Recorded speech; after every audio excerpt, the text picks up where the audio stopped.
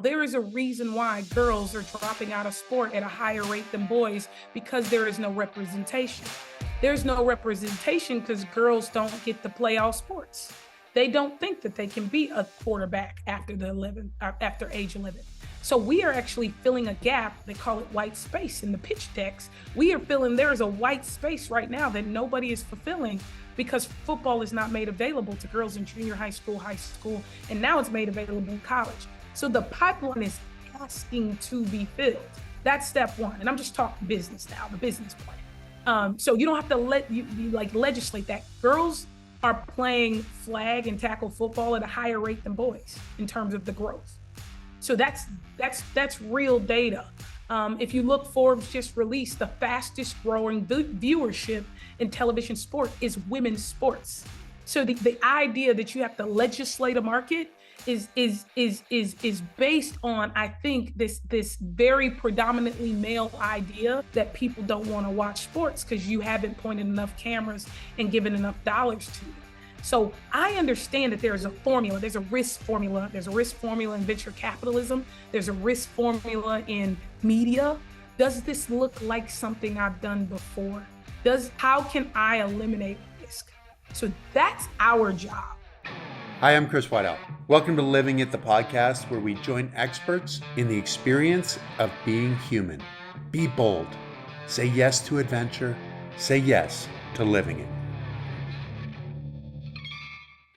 Welcome to Chris Waddell Living It, where we talk with experts in the experience of being human, those who've taken the risk to live fully and realize their dreams. Today, we have Odessa Jenkins, who is going by OJ. She is the founder and CEO of Women's National Football Conference, 15 plus years of coaching and playing experience in football, Hall of Fame running back, two-time national champion, and USA football team captain, two-time gold medalist. She's also, because everyone is also working in addition to playing football, the president of Emtrain, a revolutionary e-learning and analytics company that does inclusion, ethics, respect, also while keeping it fun. One other thing, SI in their unrelenting issue had her as one of the 100 most influential women in sports. OJ, thank you for joining us. Welcome. Chris, thank you. I got to we're just going to take you around with me and let you introduce me. Like, before I start, here's Chris. I think we could do that. Hey, it's all about teamwork, right? I'm about that life and I'll do it for you. So how about that? I think that sounds like a perfect trade. You know what's interesting? We were going to do this last week, and I did a bunch of research last week, and things didn't work out because that's the way life works sometimes. But then I went back and looked at some stuff this week, and you guys have changed your website completely at the women's National Football Conference. Is that by design? I mean, is this just coincidental? Because I looked at one thing and I went, hold on, I don't think the NFL would do that. And I went to the NFL site and it was totally different. And then I went back this week and your site looked more like the NFL site. Can you talk me through some of what you guys were thinking? Because I have some thoughts on what was happening, which was really interesting to see it change this week. It's so funny you say that, and that was your reaction to it. So we have a lot of respect for what the NFL has done. They've been at it for 100 years and billions of dollars, and it is the gold standard of leagues in terms from a business perspective and brand perspective. But in no way are we trying to be the NFL or copy the NFL or paying attention to what they're doing on their website. So I think that part was absolutely coincidental. We are raising funds, and so the change that on the website was actually just a focus on a page that has always been there. It's a page about supporting women and supporting the business of sport, and we're kicking off a capital raise, our seed fund. So we really wanted our fans, and it's unique because we're a startup business. We're also a sports league, but we're a startup. And so we behave more like a startup, like, hey, we're kicking off our seed round and we want you to understand what that means. So that change in homepage, that's what you saw. And that's actually going to be flip-flopping and happening all the time throughout the year, as we continue to bring folks into this story of what we're doing, building this business. So it's funny that you say that. Strategically, we wanted to grab people in that way to say, well, whoa, okay, well, in a lot of ways, they're telling a bunch of stories on their website, and in other ways, they're about business. So we wanted to try and connect those two. Well, which is interesting because when I looked last week, the thing that jumped out at me, you had 17 teams, 1,300 athletes, 6 million social media followers, 1.3 million VYRE total impressions, which to me is sort of what you're talking about in terms of some of this startup stuff. Like,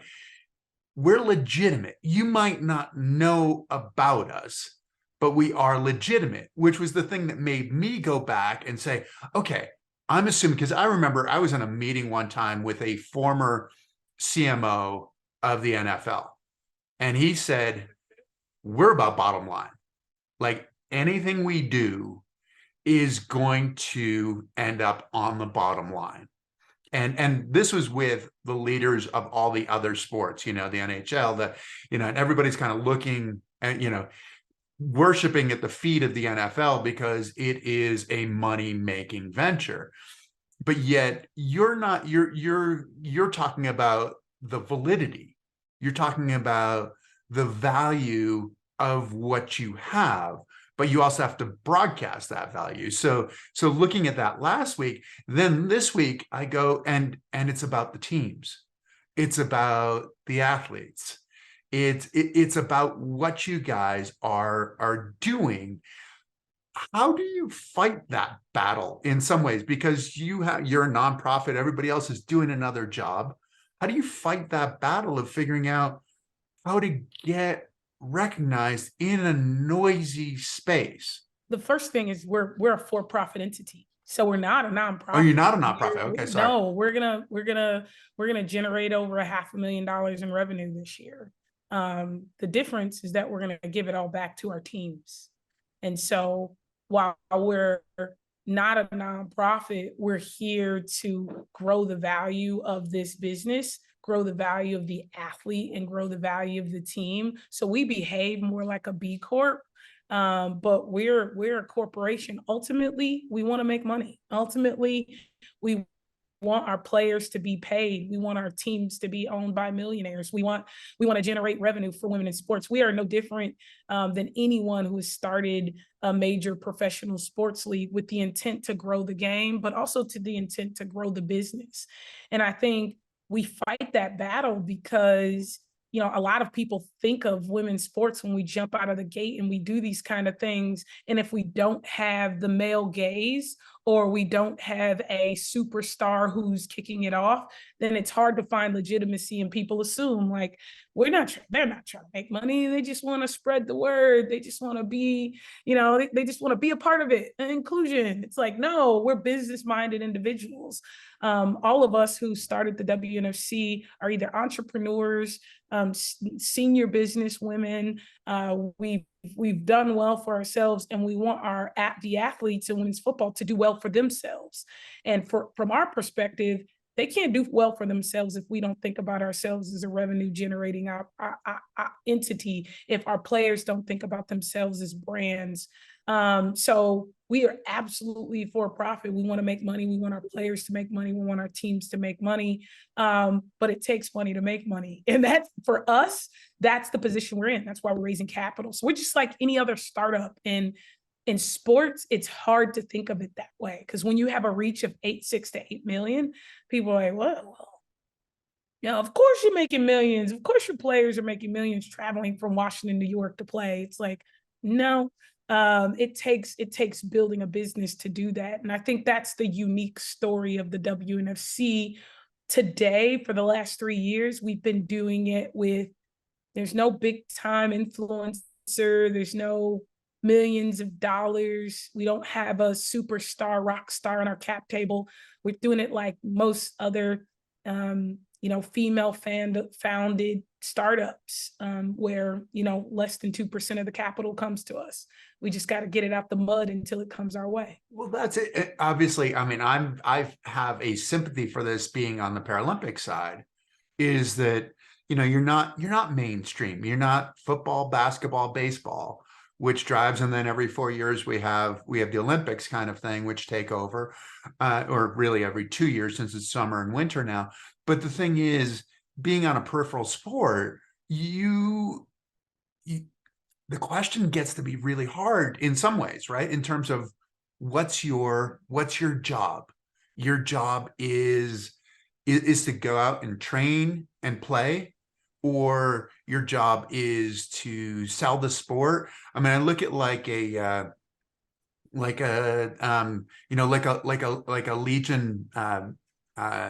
Legion cycling team, Justin Williams, and he in some ways has said we're a marketing entity. I mean, we're a team, but we're selling, in some ways. This is what reminded me, looking at looking at some of the stuff on the website, and like, these are the impressions that we have.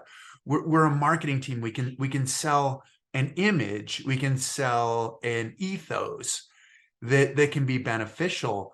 How do you look at your job, or the job of the players? Is the job to play, or is the job to promote, and is the job to change in some ways, right? I mean, because you're talking about, and even I think the mission changed from last week to this week, if I'm correct, right? Because it used to exist to help women and girls reach their full potential through the power of football. And now what I was reading was the Women's National Football Conference is a major women's American football league in the United States. We exist to create and foster an environment for female athletes to sustain healthy lifestyles through playing, coaching, and participating in American football at the highest level.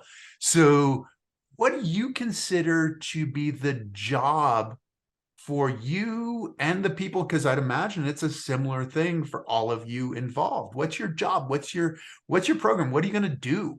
It's everyone's job. I mean, I think that's why the WNFC is unique, because what we ask of players, what we ask of teams, is we ask them to be brands. We ask them, we are a marketing entity.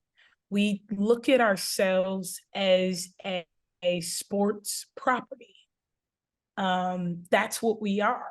It is our job to reflect that in every single way. And I think that that's what we've missed in some ways in women's football, not treating ourselves as a sports property that has to crawl, walk, run, sprint, fly. And me, through learning startup businesses, I've learned those processes. And so us in the WNFC, every player signs a name, image, and likeness agreement. You agree that you're going to hold these standards of branding, of marketing. You agree, and that's actually helped the players. We've had a 300% increase in ambassador opportunities and name, image, and likeness opportunities from our players because of the standards we asked them to hold. What do you mean by those standards? That means, how you conduct yourself on social media. It means aligning with the brands that we align with. If they're, we have an on-field apparel agreement with Adidas. So when you're on the field, you shouldn't be in another brand. We have a helmet and equipment deal with Waddell.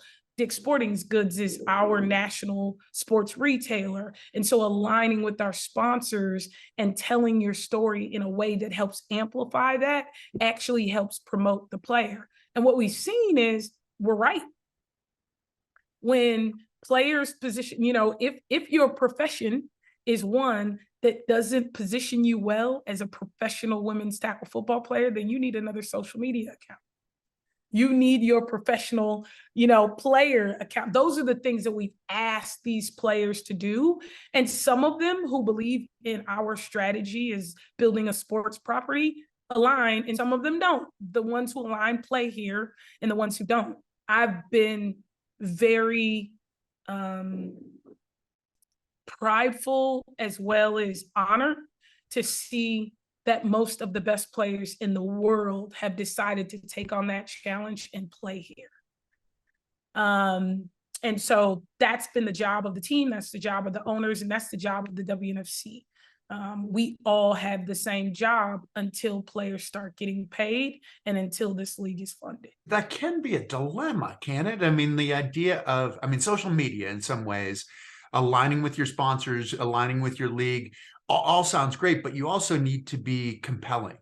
You need to be interesting. You need to be potentially on that edge, on that razor's edge, to be exciting, which could be controversial, right? So sometimes there's the dilemma of you went too far in order to try to gain some recognition, but also your brand, in building your brand, then are you spending your time building your brand? Are you spending your time practicing the dilemma with the coaches? I have a buddy who's in the music industry, and he's like, They don't have to do that. Women's tackle football players are some of the most exciting people in the world. They don't have to try to be entertaining. We don't have to coach them on which part of their stories to tell and not tell. A woman who plays tackle football is one of the most interesting, exciting people in the world. Her story is by default interesting because she works 2 jobs. So one, she's getting paid for in just the glory of the game.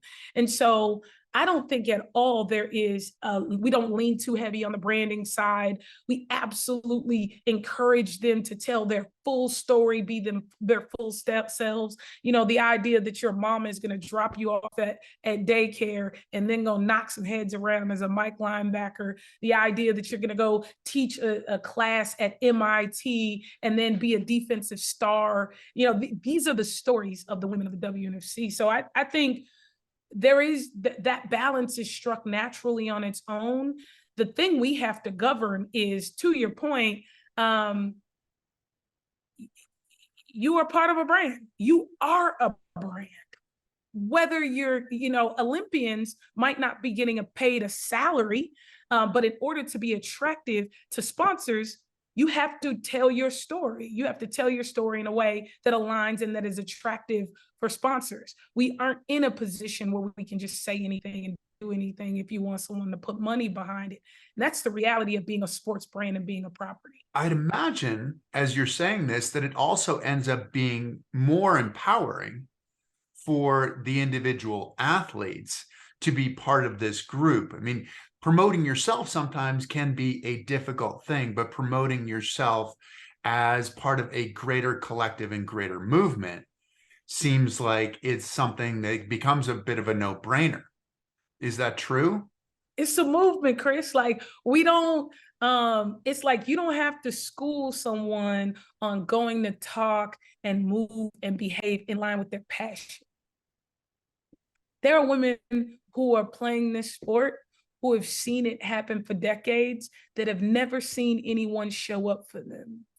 And now sponsors, media, people like you are showing up and asking about it.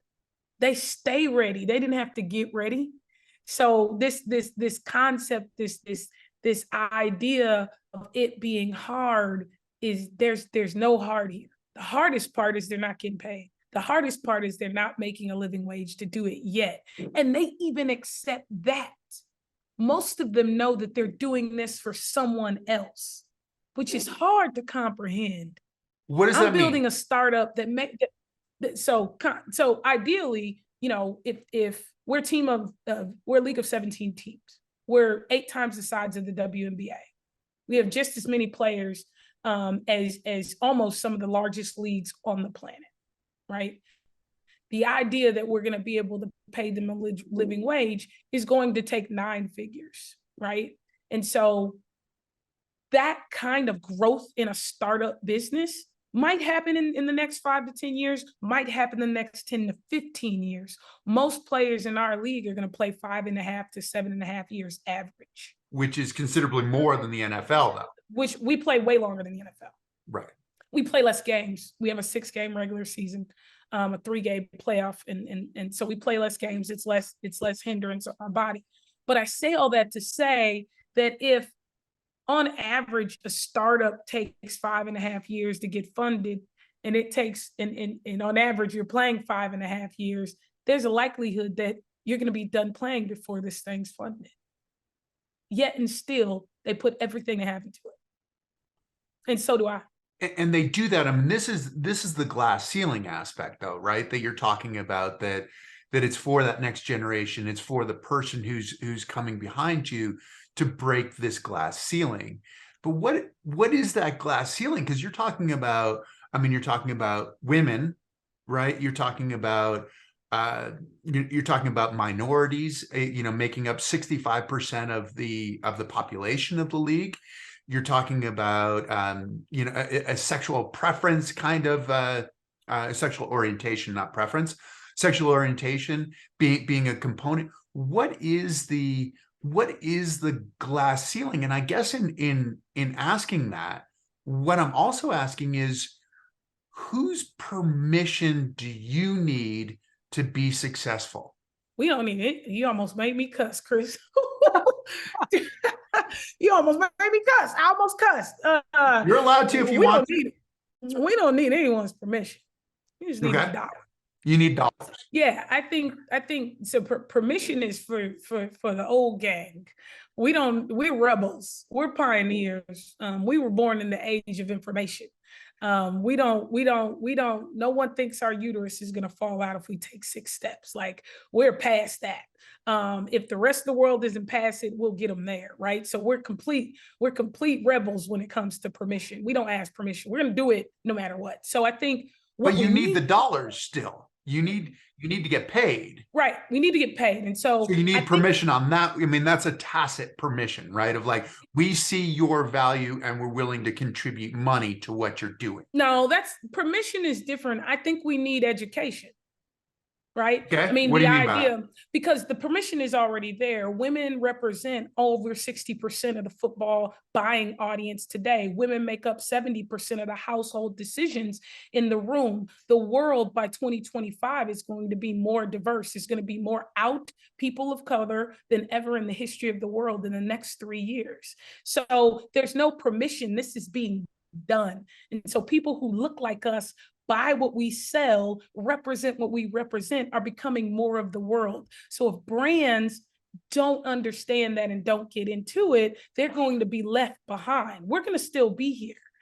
So I think the idea of permission, no. Education, yes.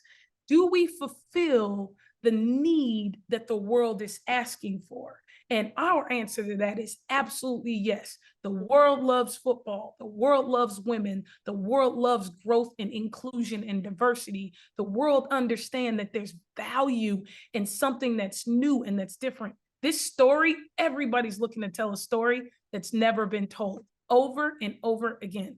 The reason that football stars are the stars of the world is because they have stories behind those helmets.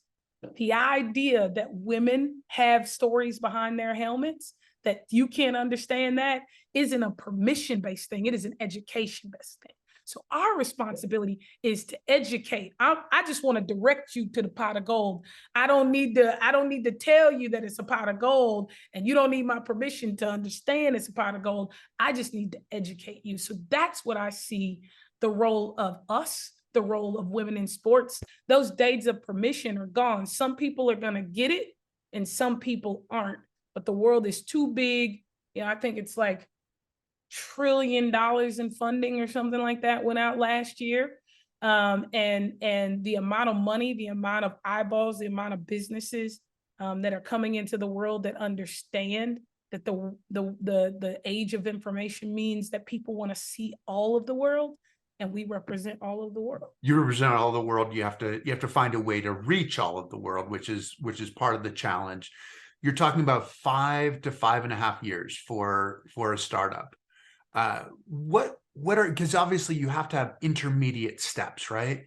What are the intermediate steps? How do you get there? How do you get because it's a clamoring, right? I mean, we're talking about, I mean, it's kind of interesting what you're talking about in terms of there's this $1 trillion, $7 trillion pot of gold that's out there, right? But at the same time, it's a matter of finding your way into that pot, because you have to have like equality sometimes. And we hear so much of it where it's like, okay, we want equality. and we hear it being mandated. We hear it being legislated.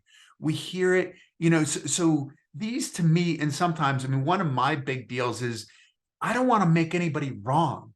I don't want to tell you, OJ, this is what you have to do, or the public, this is what you have to do. You're talking about something that's different than going through the legislation, than going through the mandate part of it. What are those steps? Yeah, so I'll just tell you what the plan is, because all I have is data.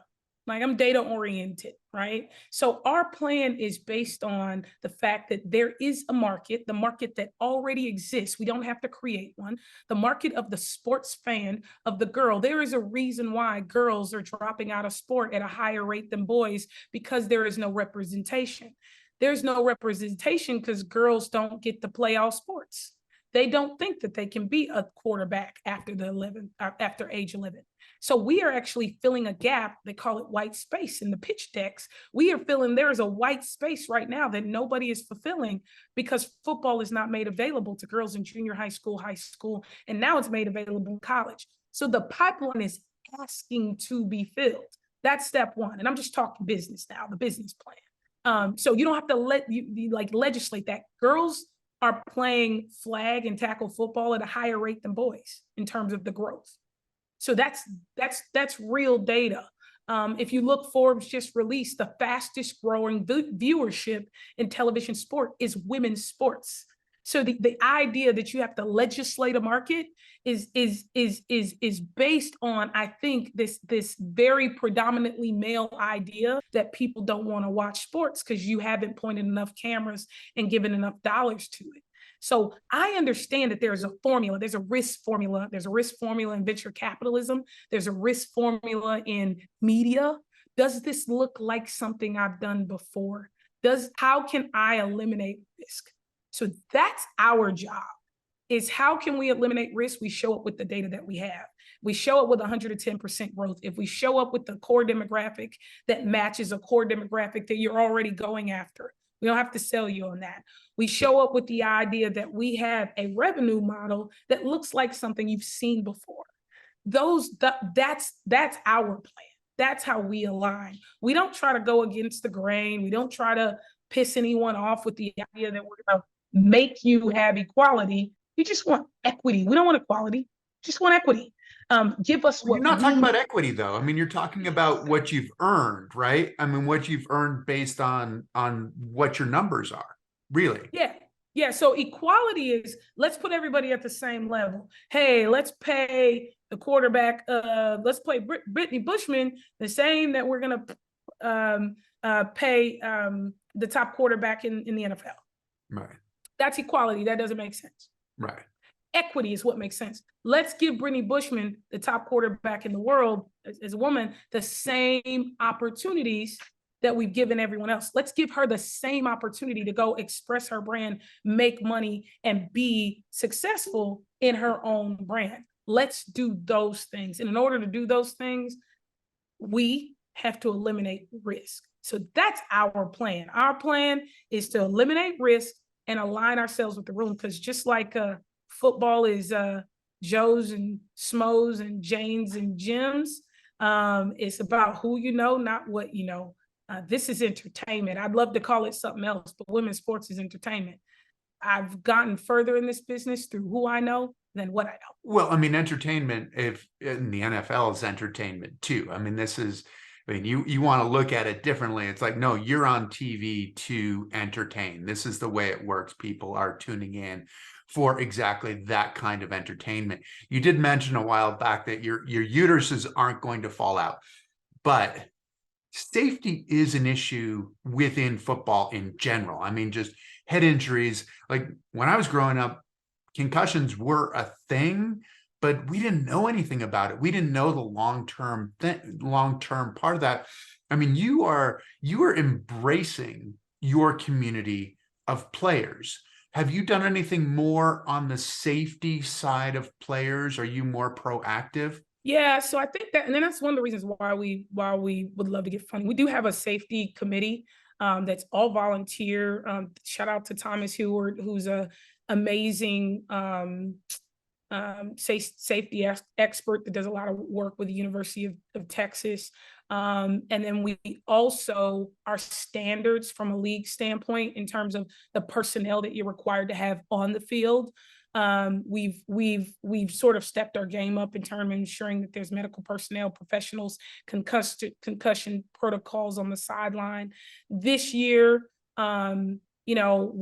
we've added a coaching expert, Stephanie Belachko, who's got NFL level, USA football level coaching experience, to have a standard for concussion protocol and safety protocol for every coach in the league. So those are things that we're doing that sort of no other league in women's football has been able to do. But we're doing everything we can with the amount of funding that's available to us. But absolutely, yes, we know that head trauma is a real thing in our sport. And we take it seriously, and we take players' safety seriously. Our concussion protocols and evaluations are very similar to any other professional league. And we've done that at the detriment sometimes even of growing our brand. But I wouldn't say, and I know the focus on head safety has been significant for us, which is why we picked the best, highest rated equipment in the league as well. I mean, in the world as well. I think our relationship with Waddell shows that. They aren't the cheapest provider in the league, but they are the best. And I think having our women in the best is another way that we do that. The last piece of it is, we choose a contact sport. That is the choice that we make. And we know that there's risk in that, but we know that there's also glory in that. I think you think the same when you decide to go do a backflip on a beam. And you think about, you put your 7-year-old on a beam, and that is a contact sport. And I think football and the head safety has been sensationalized a bit, because I have that same nervousness about my niece, who's in gymnastics. Yeah. And the thing is, I mean, we're talking about differentiators in some ways, which is the reason why I asked the question, is that your community is so important to you, because this is the future of your sport, but it's also the future of your movement. And it's not like you have disposable people that are coming through, that are passing through, that you take your time. You are making a huge connection.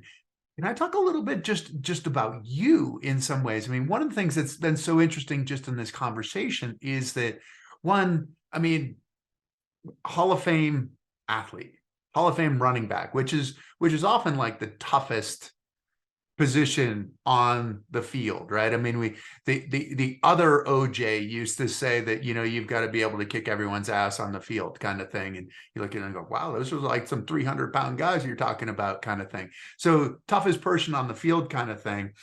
But then the other part of it is, you can move from the sports side to the data side, to the business side, to the media side. Have you always been able to do that? And I know a little bit about your history. I mean, like growing up in Watts and then going to Cal Poly. I mean, going to a place, you're the kind of person who lights up a room wherever you go. But have you always been able to light up a room? Have you, because some of this thing is talking about being an outsider. I mean, being, you're not the NFL, you're not mainstream, but there's something about being an outsider that's great. Have you always been able to sort of find your balance within a variety of different arenas? Always. The world doesn't, my family is our family of believers, and my mother and my father always said, the world didn't give you joy, so it can't take it away. And so this idea of the categories that people put you in, you're an insider, you're an outsider, you're an influencer, you're not an influencer, you have, so you act like you have, you don't have, so you act like you don't have. That was never the case for me. And I think I've been able to always sort of shed light and be a bright light in the rooms that I walk in, because I got some charisma, I think that I was born with a little bit of that, but I also think just early on, I never was regulated or regulated to what people thought about me. Like, I never really aligned myself to be in a room and act like the people in the room. I think I've always been sort of cool because I just always been cool with me. And I think that that's a lesson that you learn.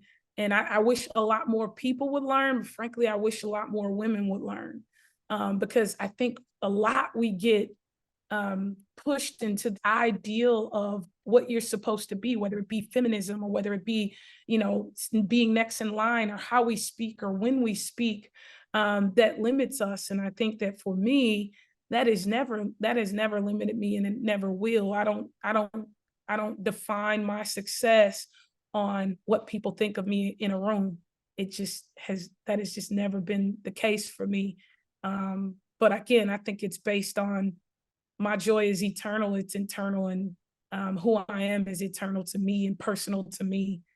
And I think that's been able to help me drive. I mean, what you've said there is really amazing, I think, because a lot of people are in the position where they feel like they want people to see them the way that they want to be seen. But you're talking about it's not that complicated an equation. What you're talking about is you see yourself the way you see yourself, and you show up as yourself. Correct. Is that anything that you can teach to other people, that sense of being comfortable with who you are and knowing what your voice is? Because a lot of people are trying to develop their voice, to try to find their voice, to find what they mean. In some ways, it sounds like you're talking about being a fully constructed entity from birth, kind of thing. Like you came in running 100 miles an hour kind of thing. But is that something that you can teach somebody to be comfortable, to be able to? Is it perspective? What is it? Yeah, it is absolutely perspective, and I teach it every single day. It's, if I have a superpower, it's definitely not like extended research. It's my ability to affect people, and mainly to get them look at themselves and appreciate and have some perspective about themselves. That's my superpower. I'm a coach. And so absolutely, I do it every single day. Every person that's in my network, that's in my world, that I connect to, the teams I coach, the individuals I coach, both in business and in sport, this is what I give them. I give them that.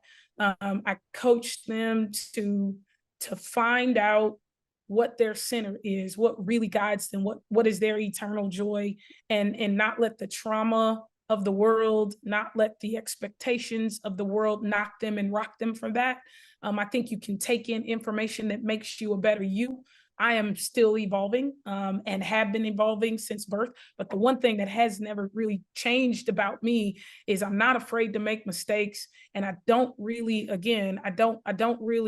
think that the world owns my success, at least how I think about it. Now, the world can define how much money I make and how much revenue my companies drive, and whether or not they think I'm an expert or not, or good or bad at a certain thing. But the world can't define how I feel about me. And I think that is the gift that I hope to continue to give to everyone that walks into a room or gets on a Zoom with me. It's like, world can't give you that. It never could. So if you're searching for that, you're in a lost cause, lost search. What's the transformation that you see? Because you're talking about being a coach, the transformation that you see in your athletes. Because I mean, some of these athletes are ridiculously successful in their professional lives as well. But is this the thing that they do that differentiates them as successful people? What's that transformation like? That is the secret sauce. So you're giving away my secrets now, so I'm gonna have to edit this later. No, but we want to tell everybody your secrets. We want to get everybody excited about this. I'm joking. But really, I think coaching people and coaching yourself is as simple as you walk into a thing, a goal, a team, an entity, and you have all the things that everyone has: shared goals, mission, vision, values, all these things. But I think the work that you can do to guide yourself is the most important part. And so when I am dealing with an athlete in particular, I have a team that's never lost a game. And I think the reason that we haven't is because the women who have been on our team have become better athletes. Yes, we're good football coaches, but more importantly, they've evolved as women. They've gone from wanting to start their education to graduating law school. They've gone from wanting to move from one career to another to managing in the career that they wanted to move to. They've gone from wanting to be to better relationships to being married and having children. And I think that transition of your full self, of, again, not being so worried about what the world thinks of you and getting eternal confidence, and being okay with self, is important, as specifically for women. This is why I like coaching women. This is why I have I think, a predisposition to pour into women, because I don't think that there's enough of this in her life, or their life, whatever pronouns they use. And so I think that is the secret sauce for coaching women. It is to pour into them in a way that allows them to shed the expectation of the world and be more secure and confident in themselves. And in a lot of ways, that unlocks the beast, the basketball beast, the football beast, the business beast, the mom beast, the aunt beast. I think in a lot of ways, if I am nothing, I am a demonstration of how to get out your own way. Shedding the expectation of the world. I mean, that's something that's different, because as you first started answering the question, I was thinking that it was more about, the education of sport. I mean, which I firmly believe in, that there's a huge education in sport, but shedding the expectation of the world, one of the biggest difficulties for professional athletes, for Olympic athletes, for Paralympic athletes, is the moment when you stop being an athlete. I mean, maybe you never stop being an athlete, and we can discuss that. And really, I think that that's probably true. But when you stop that as your primary focus, what is the transition like for your athletes from being football players to being whatever they are fully realized next? Just as hard. Just as as hard. hard. Okay. Because when you just as hard. Yeah, no, like I don't think we've got that all figured out. I think I was that thinking with the shedding the expectation, I was like, oh, if you're shedding the no, expectation, like maybe you guys have this another secret sauce here. Yeah, no, I think we have it probably more than others have it, but I wouldn't be authentic if I didn't tell you it wasn't just as hard. Now, I think that we probably are more successful with it because it's you versus you, right? That's what we talk about all the time. It's you versus you, and most of the struggle and expectation that you have as an athlete, as a coach, as an individual is within. First, we are making up most of the stuff that we think is with us and other people and us and other teams and us and coaches. Most of that is internal. And so once if you are able to master that, the transition is actually quite easy, because you never lose self, you never lose your why. If you don't master that, it's still hard. And I think mastering that is the secret sauce, but I'd be completely lying to you if I told you everybody's mastered that by the time they leave my program. I wish they did. And I think that it would be an easier transition if they did. But we ain't got it all figured out. Did you know that you were going to go into coaching when you retired from being an athlete? Oh yeah, I was a player coach. I was coaching before I stopped playing. So I became a head coach while I was still playing. I played my last 2 seasons and was the head coach. So I've been a coach. I started coaching when I was 21 in college, and started coaching the women at Cal Poly that I played with the year before. So I'd always been positioned as the player coach who evolved into coaching.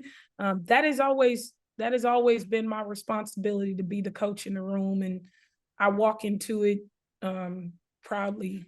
Can we talk a little bit about the labels? I do a school presentation called Name Tags, and helps students get beyond the labels, the limitations that we put on ourselves and others.